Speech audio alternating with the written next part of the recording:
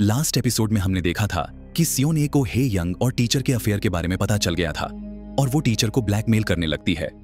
आइए उसके आगे की स्टोरी देखते हैं। फिर हम ह्युन को देखते हैं जो कि यह सब कुछ नोटिस कर रही होती है और वो सियोने के पास जाती है और कहती है कि तुम हमेशा से ही यह चश्मा लगाती थी क्या। वह उसको झूठ बोल देती है और कहती है कि मेरी आंखें थोड़ी बहुत कमजोर हो गई हैं, इसलिए मैंने अभी यह चश्मा बनवाया है। ह्युन उस चश्मे को उठा लेती है और कहने लगती है कि क्या तुम्हें इनमें से कुछ दिखाई देता है। वो कहने लगती है कि क्या तुम्हें भी वो लाइंस दिखाई देती हैं, जिस पर वो कहती है कि हाँ दिखाई देती है। फिर वह पूछने लगती है कि मेरे सिर पर कितनी लाइंस हैं, जिस पर ह्युन कहती है कि तुम्हारे सिर पर एक लाइन है। ह्युन उससे पूछती है कि तुम्हें यह चश्मा कहाँ से मिला। वह बताती है कि यह मुझे लॉकर में मिला था। ह्युन उसको वह चश्मा नहीं देती। वह कहती है कि हमारे घर के पास जो मौत हुई थी उस बंदे ने भी यह चश्मा पहना था, लेकिन सियोने फिर भी जबरदस्ती उससे चश्मा ले लेती है और वहां से चली जाती है। फिर हम टीचर को देखते हैं कि जो कि बहुत ज्यादा डरा हुआ था। उसके बाद वो सियोने के बारे में ग्यूजिन से पूछता है। हम सियोने को देखते हैं जो कि अपने बीएफ के साथ होती है। तभी उसके पास एक मैसेज आता है जो कि टीचर का होता है। वो कहने लगता है कि तुम मुझसे मिलने आओ, मैं तुम्हें 20 मिलियन वान दूंगा। तभी वह वहां से खुश होकर निकलती है और उसके पीछे हम हेयंग को भी देखते हैं जो कि उसका पीछा कर रही होती है। वो उस पर नजर रख रही होती है। हमें पास्ट का सीन दिखाया जाता है कि जहां वॉशरूम में ह्युन उससे यह सारी बातें कर रही थी तो हे यंग भी अंदर ही सारी बातें सुन रही थी। उसके बाद हे यंग उसका चश्मा चुरा लेती है और वहां से चली जाती है। फिर हम सियोने को देखते हैं जो कि उसी बैग में अपने चश्मे को देखने लगती है, लेकिन वह उसे नहीं मिलता और हेयोंग सभी लोगों के ऊपर रेड लाइंस देख रही होती है। फिर सियोने ह्युन को कॉल करके उससे कहती है कि तुमने मेरा चश्मा लिया है और वह उस पर बहुत चिल्लाती है। वो उससे कहती है कि मैं स्कूल जा रही हूँ। फिर उससे पूछती है कि तुम इतनी रात में क्यों जा रही हो और वह कॉल कट करके वहां से चली जाती है। सियोन अब स्कूल आ चुकी होती है और उसके सामने वही टीचर होता है जो कि उससे माफी मांग रहा होता है। वो उससे कहता है कि तुम यह सब मत करो, लेकिन वह कहती है कि जब सभी लोग मुझे बुली कर रहे थे तो तुम शांत बैठे हुए थे, तुम्हें सब कुछ पता था, लेकिन फिर भी तुमने कुछ नहीं किया। टीचर उससे माफी मांगने लगता है कि मेरे बीवी बच्चे हैं, प्लीज तुम यह सब मत करो। लेकिन तभी टीचर के फोन पर मैसेज आता है जो कि उसकी वाइफ का होता है और वह उसे वही फोटो भेजती है और कहने लगती है कि तुम यह सब कर रहे हो। टीचर को सियोन ए के ऊपर बहुत गुस्सा आ जाता है। वो सियोन ए की तरफ बढ़ने लगता है। दूसरी तरफ हम ह्युन को देखते हैं जो कि स्कूल में आती है और जैसे ही ह्युन थोड़ा सा स्कूल में अंदर आती है वह देखती है कि सियोन ए ऊपर से गिर रही होती है। सियोन ए नीचे गिर जाती है और बहुत ज्यादा इंजर्ड हो जाती है। फिर सियोन ए को हॉस्पिटल लेके आया जाता है और ह्युन बाहर बैठी थी। तभी यहाँ पे जी वॉक आ जाता है। ह्युन उसे सब कुछ बताती है। जी वॉक उससे पूछता है कि तुम इतनी रात में स्कूल में क्या कर रही थी। ह्युन कहती है कि सियोने ने मुझे कॉल करके बताया था कि वह स्कूल जा रही है, मुझे कुछ नहीं पता, उसने मुझे बताया था, मैंने उसका पीछा किया था। और एक बात तो बिल्कुल साफ है कि सियोन ए सुसाइड नहीं कर सकती, जरूर इसके पीछे कोई और है। अगले दिन स्कूल में प्रिंसिपल चिल्ला रहे थे। वह उसी टीचर के बारे में पूछ रहा था जिसका हे यंग के साथ अफेयर चल रहा था। वो यहाँ पे सभी को ब्लेम करने लगता है। तभी एक टीचर उठ के कहती है कि हमने क्या ही किया है, हमारी कोई गलती नहीं है। यहाँ पे आर्गुमेंट शुरू हो जाता है और सभी टीचर्स आके उन्हें संभालते हैं। उस टीचर की एक बुक गिर जाती है और यहाँ पे म्यूजिक टीचर आके उस बुक को उठाता है। ह्युन अपनी क्लास में आती है और यहाँ पे सभी बच्चे कहते हैं कि आज हम बोर हो गए हैं क्योंकि वो लोग हमेशा सियोने को बुली किया करते थे। सियोने ने ऐसा क्यों ही किया, उसने जंप क्यों लगाई। दूसरी तरफ वो टीचर क्यूजिन सभी से कहती है कि सियोने मेरी क्लास में थी, मुझे उसकी केयर करनी चाहिए थी।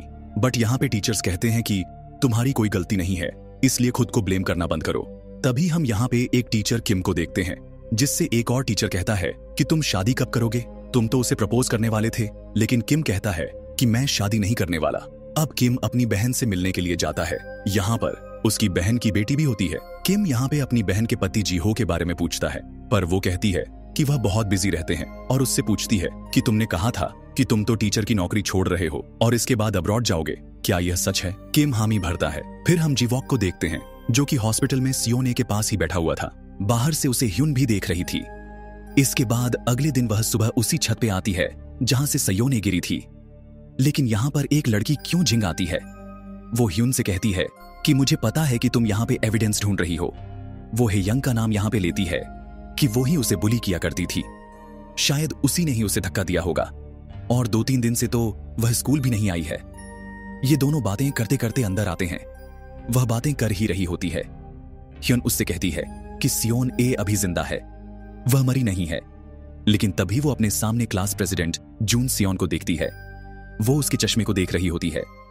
वो उस चश्मे को उतार लेती है और उसे टेस्ट करने लगती है, बट उसे पता चलता है कि यह तो नॉर्मल चश्मा है। उसके बाद किम अब अपनी सीट पर आता है और वो उस चश्मे को यहां पे देखता है। पता नहीं कि ये यहां पर किसने रखा। तब वो क्यूजिन से पूछता है। वो उसे अपने हाथ में लेकर चेक करती है और फिर उसे देखकर कहती है कि ये तुम पहन लो, ये तुम पर अच्छे लगेंगे। जैसे ही वो चश्मे पहनता है, वो अपने सामने बहुत सारी एस लाइन्स को देखता है। उसे नहीं पता होता कि यह सब क्या है। तभी यहां पे जी वॉक आता है और उसके सिर पर तो इतनी सारी एस लाइन देखकर वो डर जाता है। वो चश्मा उतार देता है। जी वॉक यहां पे क्यूजिन से सियोने के बारे में पूछ रहा होता है। वो कहती है कि मुझे माफ करना, मुझे उस पर ध्यान देना चाहिए था। बट यहां पे जी वॉक कहता है कि उसने सुसाइड नहीं किया और जो उसे बुली किया करते थे वह सब कहां पर हैं? क्या वो स्कूल आए हैं? बट ग्यूजिन कहती है कि नहीं, वह सब तो गायब हो गए हैं। फिर वो एक फोटो दिखाता है और उससे पूछता है कि यह कौन है। इस लड़के का नाम जियोन होता है। नेक्स्ट टाइम वो जियोन के पास भी जाता है और उससे कहता है कि मैं सीधे पॉइंट पर आता हूं, तुम्हारा सियोन ए के साथ क्या रिलेशन था? पर जियोन कहता है कि कुछ भी नहीं। फिर वो उससे फोटो दिखाकर पूछता है। जियोन कहता है कि मैं यह सब नहीं चाहता था, उसने मुझे ऐसा करने के लिए कहा था। हम होटल में गए। जी वॉक उससे पूछता है कि क्या तुम जब होटल में गए थे तो कुछ अजीब हुआ था? उसके बाद वह कुछ याद करके बोलता है कि वह कुछ चीज को ढूंढ रही थी और फिर वहां से भाग गई। जी वॉक यहां फुटेज देख रहा होता है और वे यहां पर हे यंग को भी देख लेता है कि कैसे उसने उसका सनग्लासेस ले लिए थे और भाग गई थी। अगले सीन में हम किम को देखते हैं जो अपनी बहन के घर पर होता है। यहां पर उसके जीजा भी होते हैं। ये सब यहां पे साथ में खाना खा रहे थे। यहां पे किम उनके ऊपर बहुत सारी एस लाइंस देखता है और उसकी बहन के सिर पर भी कुछ लाइंस होती हैं। उसके जीजा उससे पूछता है कि तुम शादी नहीं कर रहे हो, तुमने कैंसिल कर दी है। आखिर हुआ क्या था? उसने कह दिया था कि उसका रिलेशन किसी और के साथ था। यह सुनकर ये लोग चुप हो जाते हैं। बाद में दोनों एलिवेटर में होते हैं और किम अब भी उसकी एस लाइन को देखे जा रहा था। अब ये लोग नीचे आ जाते हैं और उसके जीजा काम की बात कर रहा था। अब वो लोग वापस से लिफ्ट में जाते हैं और वह 5 नंबर दबाता है। फिर वो कहता है, अरे मैं तो नशे में था। या फिर वो 6 नंबर दबाता है। लेकिन जब जीजा का ध्यान नहीं होता तो किम नंबर 4 दबा देता है और बाद में वो देखता है कि यहाँ पे एक रूम के अंदर एस लाइन जा रही होती है। वो लिफ्ट से बाहर जाने ही वाला होता है। उसका जीजा उसे रोक लेता है। दूसरी तरफ जी वॉक अपने बॉस से बहस कर रहा था क्योंकि उन्होंने कहा था कि वह उसकी भतीजे की जांच नहीं करेंगे क्योंकि उसने सुसाइड करने की कोशिश की है। बट जी वॉक कहता है कि मैं इस बात के लिए श्योर हूं कि उसने सुसाइड नहीं किया है। बट वो कहता है कि मैं कुछ नहीं कर सकता, मेरे ऊपर बहुत सारा प्रेशर है और वैसे भी स्कूल वाले कह रहे हैं कि उसने सुसाइड ही किया है। जी वॉक उससे कहता है, अगर तुम्हारे अपने के साथ यह सब होता तब भी क्या तुम ये सब करते? अब वो सियोने के फोन को भी चेक करता है लेकिन उसे उसका पासवर्ड नहीं पता होता। इसके बाद किम स्कूल में आता है। यहां पे वो सभी लोगों को देखता है और उसे अब समझ आ गया था कि किसका किसके साथ अफेयर है और क्यूसिन के ऊपर कोई एस लाइन नहीं होती। बाद में वो उससे पूछता है कि अगर आपको यह पता चले कि कोई आपको धोखा दे रहा है तो आप क्या करोगी? क्यूसिन कहती है कि मैं ड्रामेटिक वे में सब कुछ देखूंगी लास्ट तक ताकि मैं एंजॉय कर सकूं और फिर हंसने लगती है। अब किम अपनी बहन और भांजी के साथ घर पर आता है और सामने एक पैकेज को देखता है जो 406 रूम नंबर का होता है। फिर वो उस पार्सल को वहां लेकर जाता है और यह रूम नंबर वही था जहां पर उसके जीजा की स्लाइन जा रही थी। एक लड़की फोन पर बात करते हुए आ रही थी। वो यहां पे छुप जाता है। वह फोन पर बात करते हुए पूछती है कि क्या यह पैकेज तुमने पहुंचाया है? उसका जीजा फोन में हां करता है। उसके बाद किम और उसकी बहन अपने लेट पेरेंट्स को रिस्पेक्ट देते हैं। फिर इनके पास्ट को लेकर ये कॉन्वर्सेशन करते हैं और रो पड़ते हैं। अब अगले दिन क्लास में सब बच्चे वो फोटो देख रहे थे जिसमें हे यंग और उस टीचर का अफेयर चल रहा था। इसके बाद अगले दिन पार्किंग एरिया में पुलिस आ जाती है क्योंकि यहां पे उस टीचर ने सुसाइड कर लिया है और यहां पे एक स्टेटमेंट भी होती है कि कैसे उसका और हे यंग का अफेयर चल रहा था। मुझे उसके लिए माफ कर देना और मैं जीने के लायक नहीं हूं, मैं अपने आप को मार रहा हूं। जी वॉक को पता चलता है कि बॉडी को यहां पर पड़े हुए 2-3 दिन हो गए हैं। जी वॉक को यहां पर डाउट भी होता है। वह कहता है कि मुझे नहीं लगता कि ऐसा कुछ भी है। उसने तो गाड़ी को ठीक से पार्क भी नहीं किया हुआ, गाड़ी को एकदम बीच में पार्क किया है। दूसरी तरफ जिन और ह्यून भी कहीं पर जा रहे थे, लेकिन वो दोनों सामने जून सुन को देखते हैं और जिन उससे पूछती है कि हम खाने के लिए जा रहे हैं, क्या तुम चलोगे? वह हामी भर देता है। ह्यून कहती है कि यह सब क्या है, पहले तो तुम मना कर देते थे, फिर आज क्या हुआ कि क्या तुम मुझ में इंटरेस्टेड हो? लेकिन यह कुछ नहीं कहता। फिर जिन कहती है कि क्या तुम ह्यून में इंटरेस्टेड हो, तो वह स्माइल करता है। ये तीनों बाहर आते हैं, लेकिन गाड़ी में जी वॉक बैठा हुआ था। वो ह्यून से कहता है कि गाड़ी में बैठ जाओ। चिन उससे आर्ग्यूमेंट करने लगती है और वो कहती है कि हम पुलिस को बुलाएंगे, बट वो कहता है कि ठीक है और अपना आइडेंटिटी कार्ड दिखाता है। फिर ह्यन जी वॉक के साथ होती है। वो उससे सवाल पे सवाल किए जा रहा था जो कि चश्मे के बारे में होते हैं। वो कहता है कि यह चश्मा जंगमिन के पास भी था। ह्यून कहती है कि मैं आपको कुछ नहीं बता सकती, पहले आप वो चश्मा ले आओ।